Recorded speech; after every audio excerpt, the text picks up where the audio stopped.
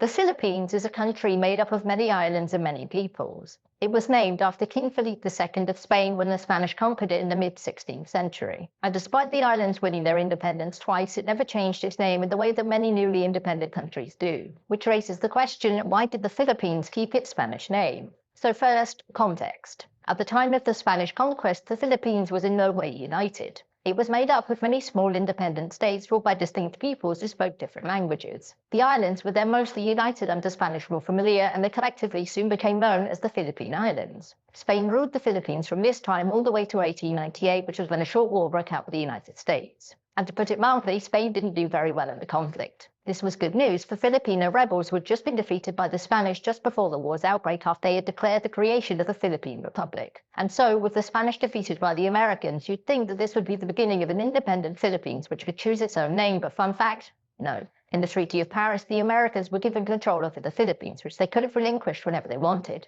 The problem was that they didn't want to do that. Instead, they came to a compromise with the rebels. You shut up and we'll keep the land. Shockingly, this led to war, but the Americans were much better armed and prepared than the Spanish were, and thus, after a brutal conflict, the Philippines were pacified. So, did the Americans want to change the name? Well, no, because there was no reason to. They had won the Philippines, and they intended to keep the Philippines. The same went for when the Japanese occupied the islands during the Second World War. US sovereignty of the islands was declared over by the Filipino leaders, and a new 100% totally independent Republic of the Philippines was declared. The Americans soon undid this, but after the war was over, US leaders soon realized that there was only two options for the Philippines: independence or full statehood. They opted for option number one for several reasons. The first was that fighting a war against imperialist expansion and then keeping your unwilling colony seemed a bit hypocritical. Second, the Philippines had largely been economically ruined by the war, and the US didn't want to pay for all of that, and so, all the best. And third, the people who lived there wanted to be independent. By 1946, most Americans were done with being shot at.